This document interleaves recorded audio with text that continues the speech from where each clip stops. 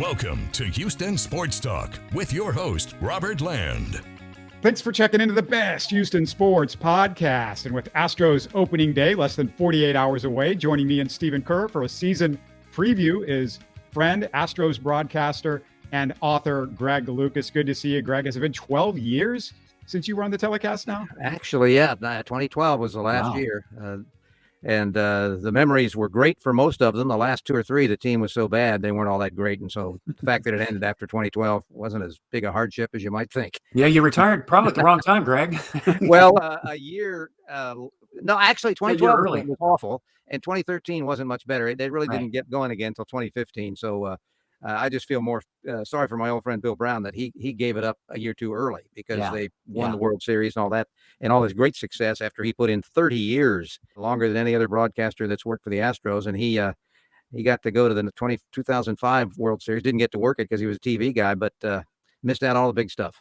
Bill Brown was like the bad luck. I mean, once we got rid of the hex, everything has been good since then, Brownie. I'm sorry to tell you this, but hey, as I was doing the preview, I thought, let me pull out my 1989 Astros giveaway baseball here that's got fake autographs all around it, and an ad for Wheaties. By the way, if you want to be a sponsor, it's we got spots available for you. But yeah, this is, I don't know, like Greg, I just don't know what the point of fake autographs on a base. I mean, who wants fake autographs? Well, they give them away a lot because obviously a lot of them have to be done that way to do mass production because you can't get all the players to sign 15,000 baseballs. So it's sometimes has to be done that way. By the way, if Wheaties is watching or listening, he will show that ball every show if you come on join me. Absolutely. Yeah. Well, I mean, I'm not expecting them to do real. I just why do autographs at all? But whatever. Guys, in the last few days, we found out the last couple spots on the Astros bench will be most likely Corey Julks, Greg Kessinger, and John Singleton. What do you guys think, Greg and Steven? I'm not a fan of Singleton because he can only play first, can't run, and is not a good hitter with no upside at this point. Feels like this is about not wanting to start the clock on Joey Loperfido. Well, I think it's as much as anything the option thing. They're going to give Singleton a shot to start out the season, and if he shows anything, fine. If he doesn't, then they will let him go because his options are out. But I think, and they may have done the same thing with a couple of the pitchers like Belak. The options, they protect a player to a degree. They protect a player to get one more shot. Now he can DH too. Don't forget if when Alvarez is in left field, he could, especially against a right-handed pitcher, he can DH. But that's an interesting point. Now I did the math on this, and doesn't the opening day? Do they have two extra players for opening days? It's still 26 men. Well, it's 26 men, but you have to remember the first two games, Brian Abreu will be out, and you can't replace him. So for the first 2 days, it'll be 25. But after 26. Normally. All right, and only 13 can be pitchers, as I understand. Yeah, that's why I'm a little caught on Kessinger. I'm not sure whether there's a spot for him if Julks, in fact, is going to be on the team, and I'm hearing that. He's also coming back from an injury too.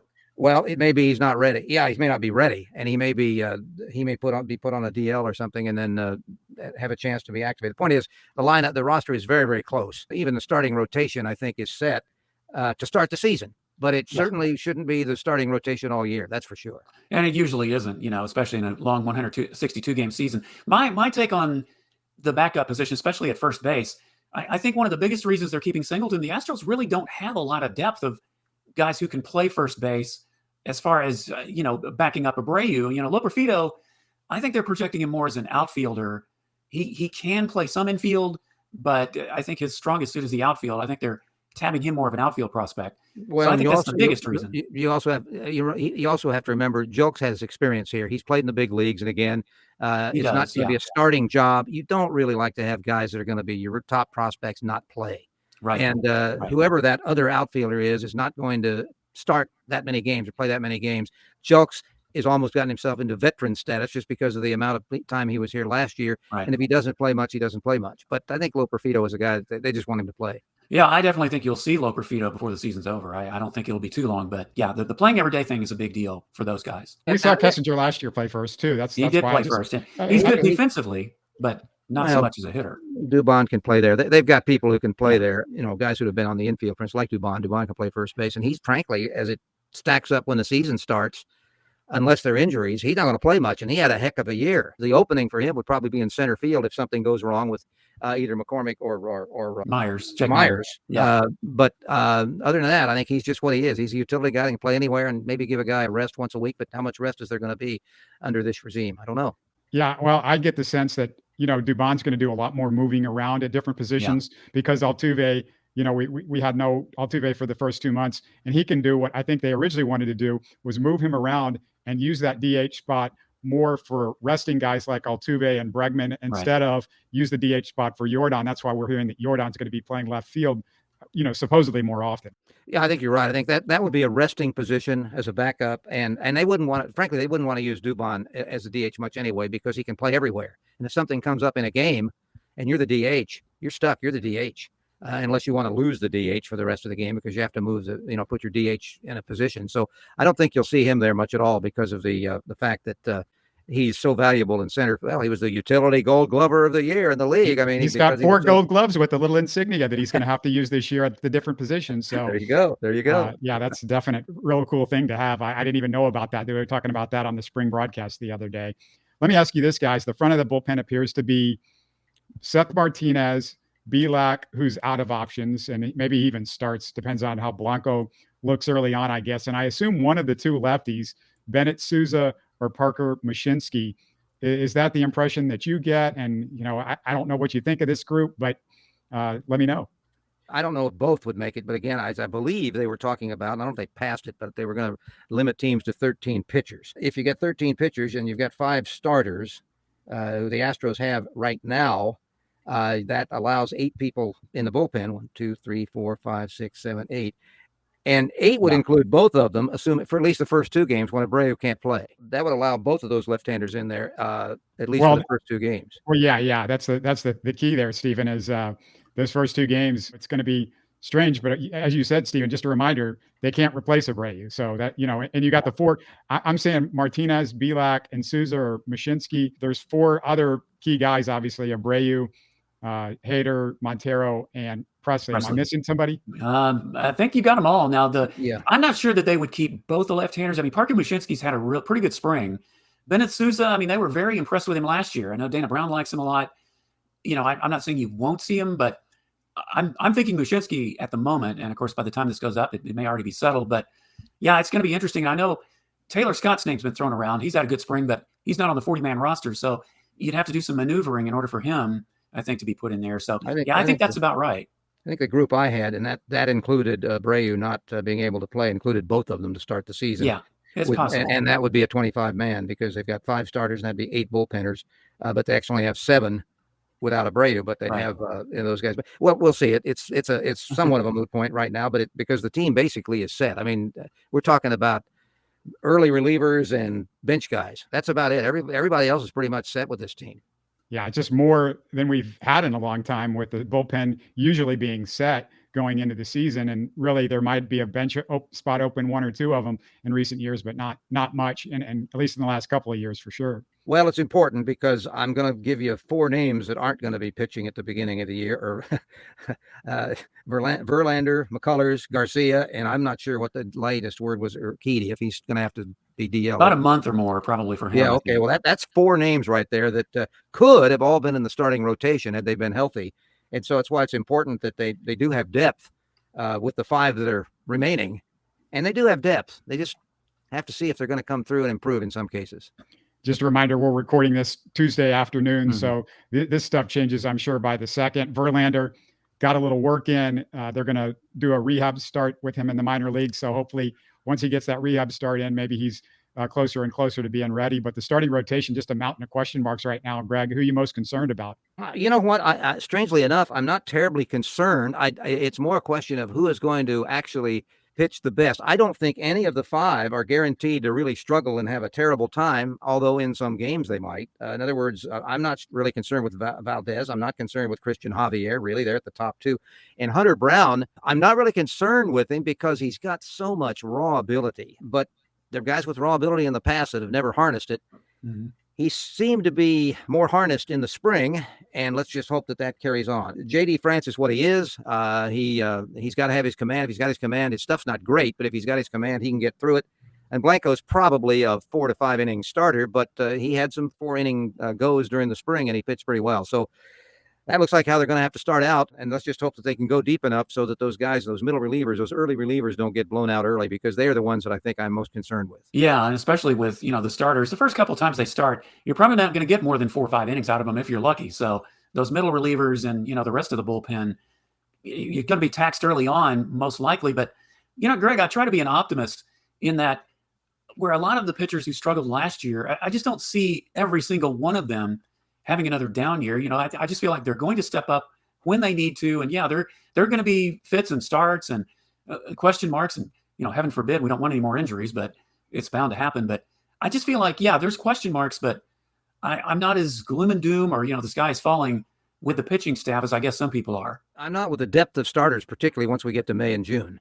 The depth of starters, they'll have too many. They won't have enough spots for them all. They could have a little struggle with those middle guys, as I said, simply because they haven't. They're going to have to work probably more, and they've got more question marks about them. But they've got some guys with great arms. I mean, Montero, everyone wanted to boo him last year, and he, his performance was pretty bad, but it was command. Nothing wrong with his arm. His stuff is strong. His fastball is good, but his command was lousy. And sometimes that was a problem with Hunter Brown. Sometimes that was a problem with all of them. Javier had problems with that.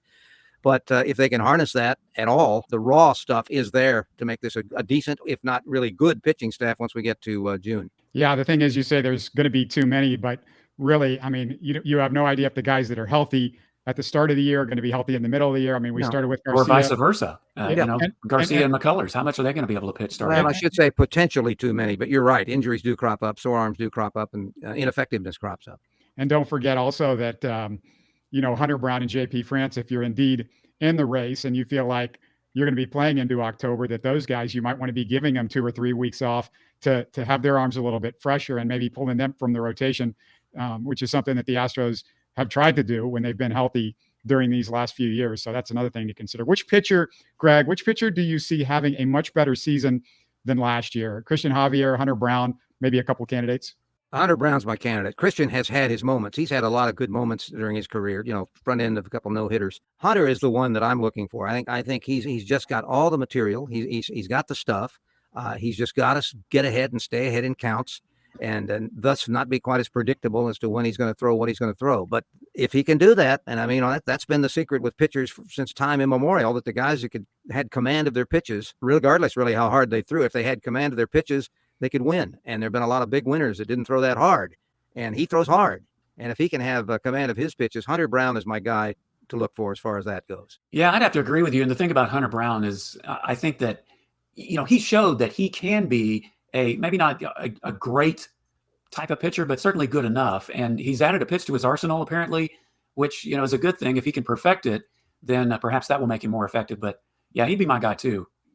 Yeah, the reason I bring up Christian Javier is he might have the biggest bounce back because he was bad last year and he was really good the year before. If you think he's going to bounce back, I mean, the big jump, because he was bad last year after being great the year before that. So I hope we're seeing a huge improvement from the Christian Javier that we saw last year. Yeah, he was bad. He was certainly bad toward the end, and that was the same way with Valdez. He didn't pitch well toward the end. Most notably, we saw it in the Rangers series that the Astros couldn't get solid starting pitchers, and how much of it was they were tired, and how much of it was the Rangers' bats were hot, I don't know. But there are several pitchers in that category, and of course, out of the bullpen, the guy that everybody's got to look at is Montero, because he was solid 2 years ago.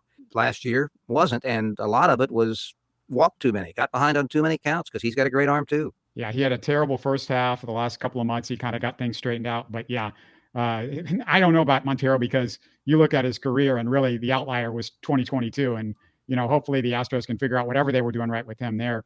Also want to remind everybody that's out there, we want to hear you in the comments. Get in the comments. What do you guys think? We want to hear from you. Next question for you, Greg and Stephen. Which Astros hitter can you see making that big statistical jump from last year? I'm going with Pena.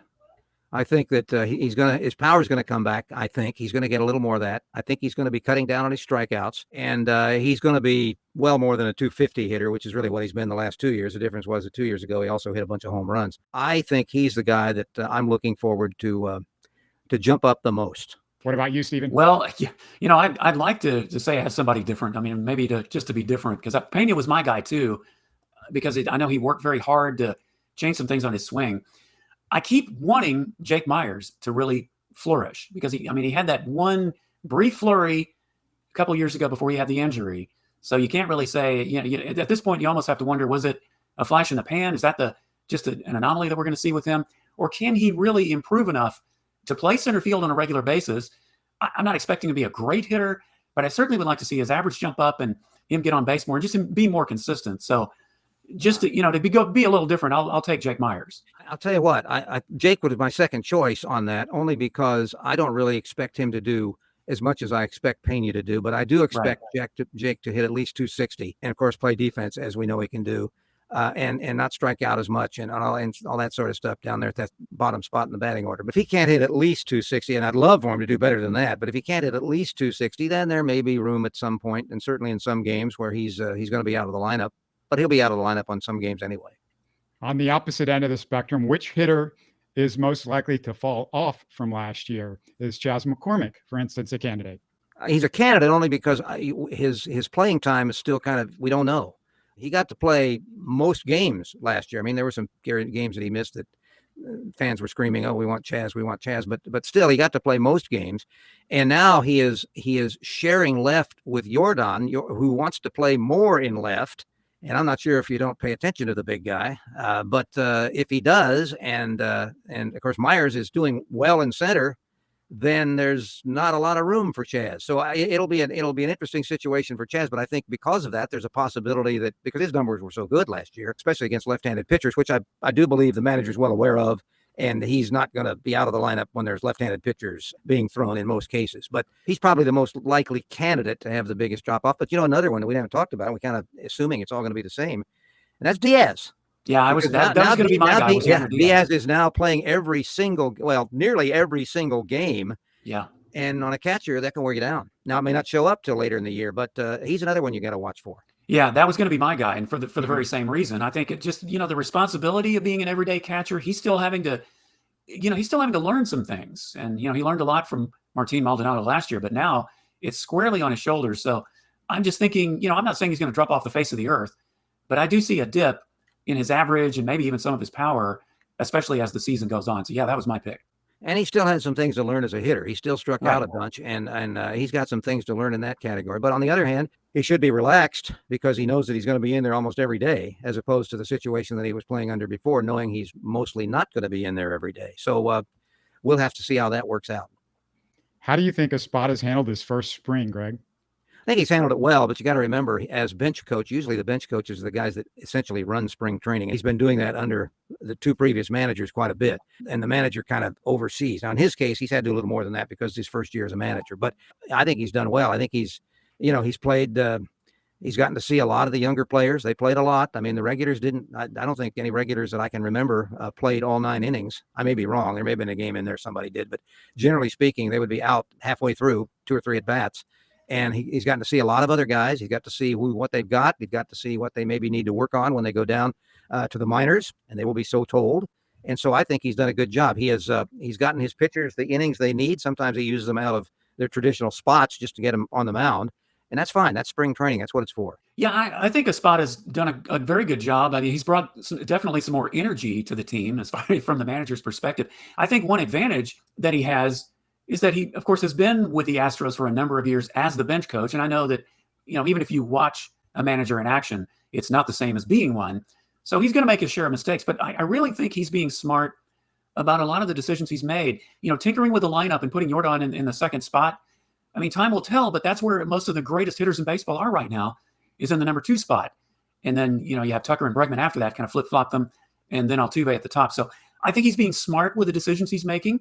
And as the season goes on, we'll find out if he's a genius or not. But overall, I'm very impressed with Espada and what he's done so far. I don't quibble over the batting order. I think having him second is fine. I mean, people say, well, there's less chance for 2 guys on base. Well, yeah, there are, but there's also not that many opportunities or chances that you actually hit a 3-run homer.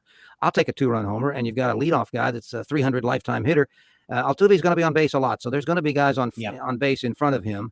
And then you swing through the order the second time, and it's not leadoff number 2 at all. It's just who happens to be coming up. And the bottom of the order with Pena and Meyers is stronger, and we hope it's stronger if Meyers can hit, as I say, at least 260 than what they were putting up last year, even when Pena was hitting 8th, because he was not hitting with power, and his batting average was barely 250. So I think he'll have a lot of opportunities to drive in runs because you only bat second the first time in the game. Everything else, it's depending on who made the last out. Yeah, you brought up something, Greg, that I wanted to ask you about because you hang out with the Sabre guys all the time. What do they think of the revamped Astros batting order? They like it? I think you'll have some that would question it, but they usually are quieted down when you realize that's where the Yankees bat Judge, and he only hits 50 home runs a year. So, no, it's a good spot. Actually, I can go back to when I was working and Derek Bell was around. Derek Bell always wanted to hit number 2, but he wanted to hit number 2 for a pretty logical reason. Because they were going to have to pitch to him because the number 3 guy right. was Bagwell. So there was always a big hitter right there behind the number 2 guy. They got to pitch to him. Now the Astros, they want to mess around with Alvarez and walk him. Well, wait a minute. Who's coming up next? Well, you've got Bregman, you got the right fielder, and you got the first baseman. You got a lot of power hitters coming up on this team. Yeah, that's a great point. And you don't need the help. I know the fans last year talked about how when Pena was hitting second, he had really good numbers. Well, he had him a little bit for the same reason, because of who was batting behind him. Yeah. And it wasn't quite as good when he batted 8th or 7th or 6th, but that's where they need him now. They don't need him. He's going to have to get his average up to being worthy of being a number 2 hitter. You don't want a 250 hitter hitting second. Yeah, I agree. And the fact that, you want some pretty good hitters at the bottom of your lineup too. I mean, if he can bring his numbers up, Diaz can still be steady. McCormick, if there would hardly be a real weakness in the Astros lineup from top to bottom. So no, I think that the lineup is really good. It's probably starting the season on paper as good as it's been since in any of their winning teams, their championship teams. But they are going to have to, have to pull it off. But the other reason that's important where he's hitting is the fact that if you hit 1, 2, or 3, you're going to bat more in a game, and they want more at bats for him. Whether it's in the 9th inning or 7th inning or whatever, they want to have him get as many at bats in any game as possible, whether there's any runners on or not. They want Jordan Alvarez at the plate. So do I, actually. With the Altuve extension having been done, that leaves the one question that sort of hangs over this year, Greg. Is there really a chance a Scott Boras client like Alex Bregman signs a contract extension?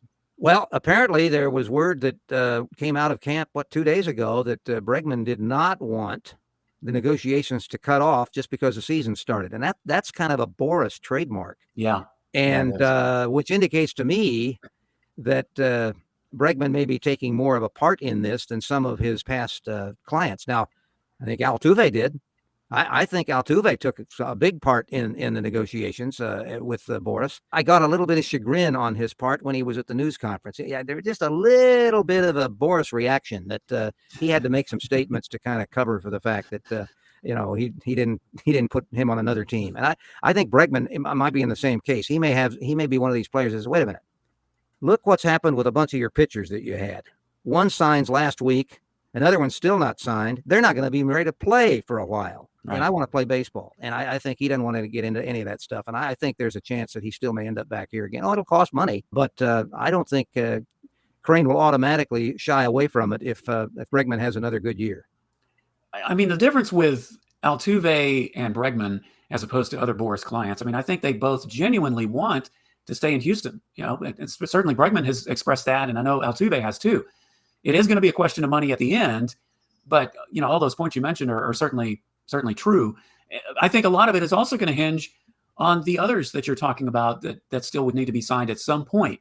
You're talking about Kyle Tucker, Framber Valdez. That's going to factor into it, I think, of whether they keep Bregman, because I don't see them keeping all 3. I just don't see that happening at all. Well, in this modern era, it's very, very hard to imagine it. But at the same token, if they keep winning, if they win again this year, for instance, Crane will keep them. He'll keep as many as he can, unless the price is just out ridiculous, and then it's a business thing. But the other thing you got to remember is that there is nobody really in the Astros system that is pushing to be a third baseman. No, in the major leagues, and that's where Tucker's situation gets a little different because he's an outfielder, and there are some outfielders down there. You mentioned one of them earlier that might be ready to win a spot.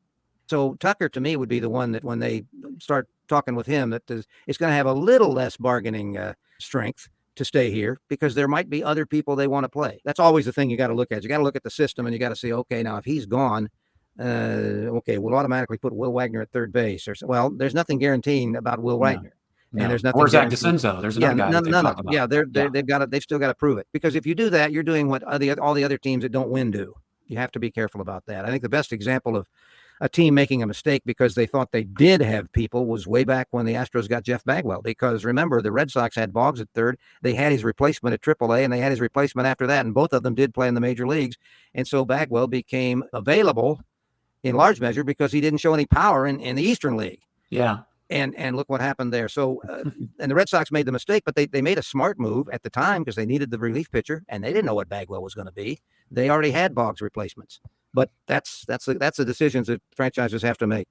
Yeah, I mean, I think they all go together. And in the case of Tucker, I'm not saying he's easily replaceable, but outfielders generally are more replaceable than third baseman. And you also have more to choose from. And you have more to choose from. Each team has a lot more outfielders in their system. Yeah. Right. Yeah, and then they intentionally do that too. And, in previous years, I mean, you think about who's walked away. Well, Carlos Correa, you had Jeremy Pena waiting in the wings. I think that's why the Astros didn't extend another offer to Correa at the end, because they were certain they were going to go with Pena.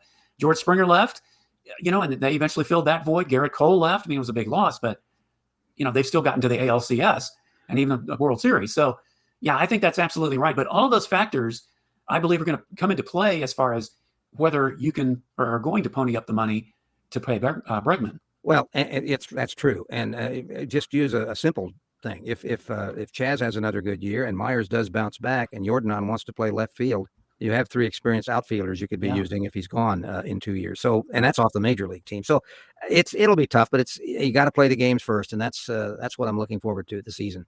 You made veiled reference to these 2 guys a little bit earlier, Greg, Blake Snell and Jordan Montgomery. Mm-hmm. Was it worth going after them? Well, I guess they did go after Snell, and their offer wasn't that much under what he signed for as far as dollars. In fact, the offer, if the dollars were the same, it was pretty similar. It would have been worth more money here because of California taxes and all that sort of stuff. I don't know how much they've really gone after the other guy.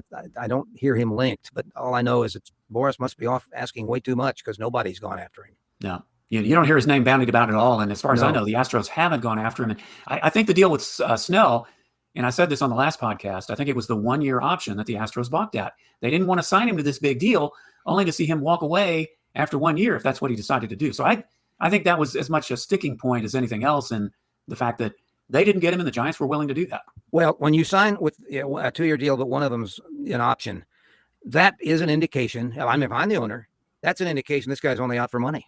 Yeah, he doesn't want to play for the Houston Astros. The team has been in 7 straight ALCSs and has won 2 World Series. He don't want to play for us. He wants the money. Well, it's more than that if you're going to be a good team. Yeah, no, that's an excellent point. Jim Crane, I mean, you got to say that, and he said it many times, he wants to win. And in his own words, the window is always open. So he's going to go after guys that want to win. They're going to want the money, obviously, but you want to go after guys that want to win.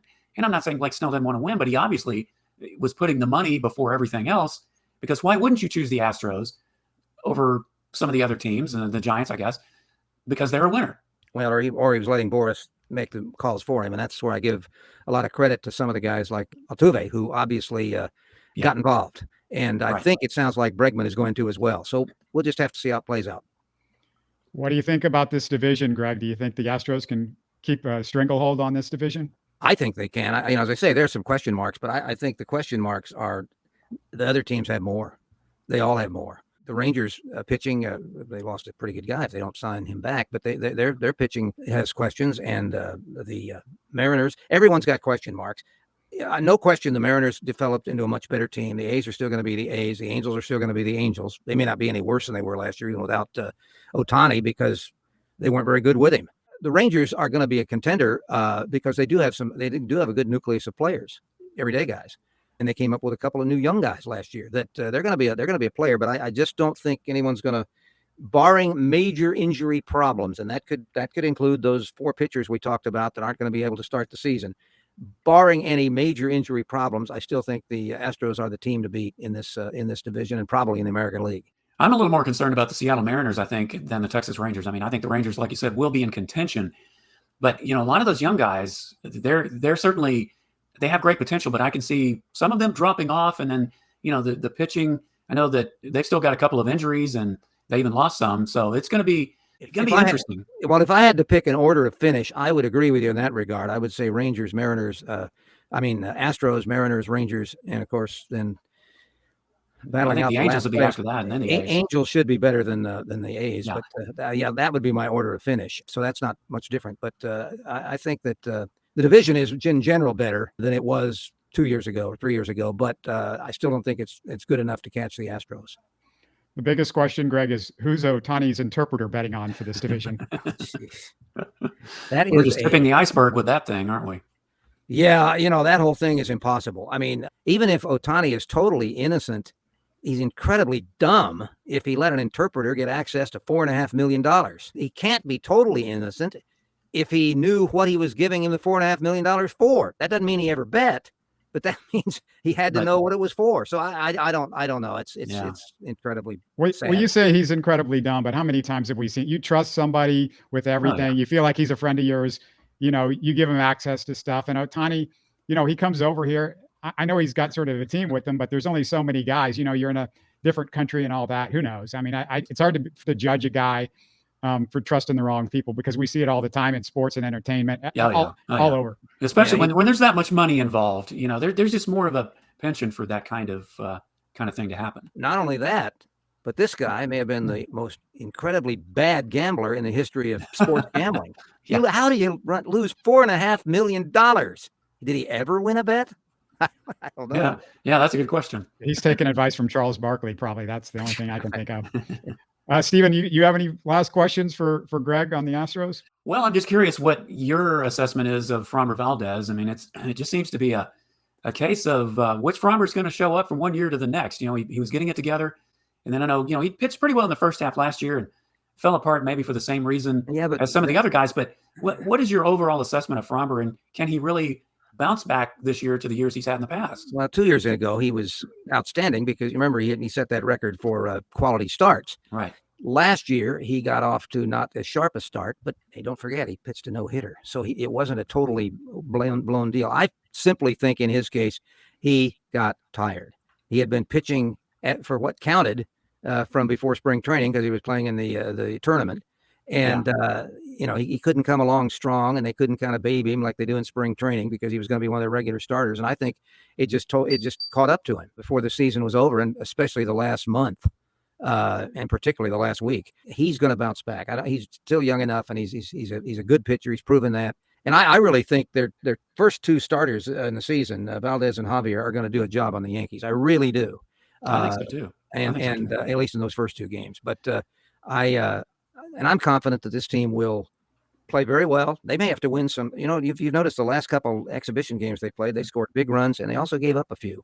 Yeah, it's probably going to be like that for a little while. And they weren't always using their top main major league pitchers there, but even so, that may happen a little bit.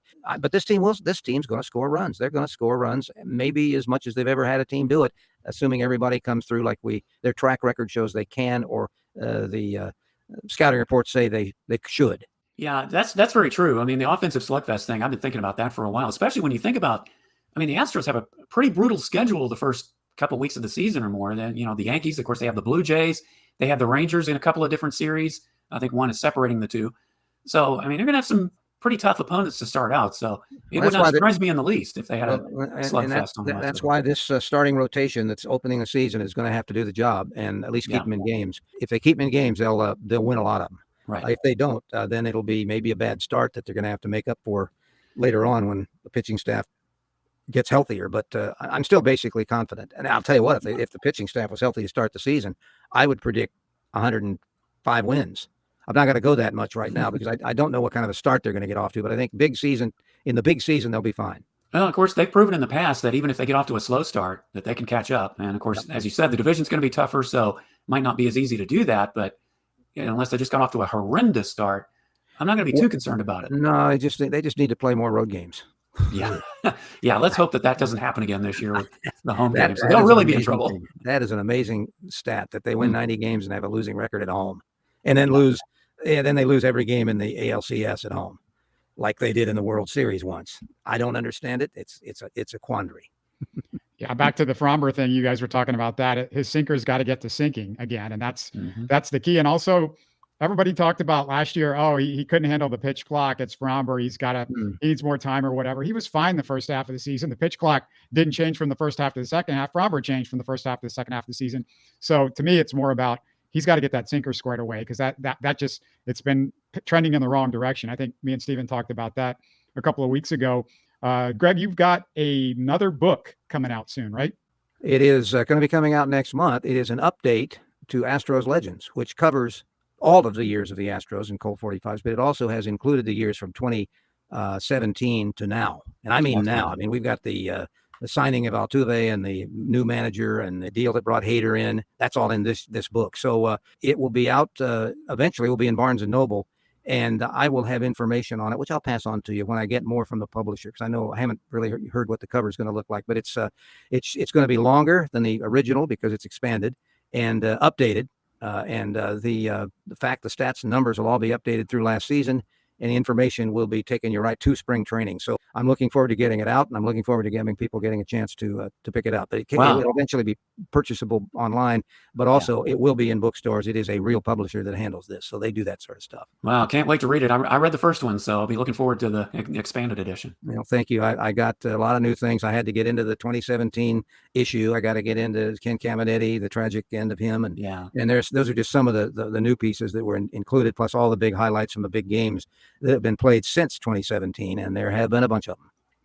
Go back and listen. If you haven't listened to our show a couple of months ago with Greg, we talked about Caminetti and we talked about Billy Wagner not making the Hall of Fame, and just more about Billy Wagner and his history. A lot of good stuff there. Yesterday, if you missed it, had NFL draft guru Joe DeLeon talking about the Texans draft and which way they might go, which way they should go, maybe on a couple of players. So that's worth a check out too. And it's always fun to have you on, Greg. Thanks so much for doing this. And we're going to catch up to you soon and probably have you read some baseball excerpts next time you come on from the book. I will have the book, I hope, and I will be glad to do that. Thanks, guys. You're listening to Houston Sports Talk.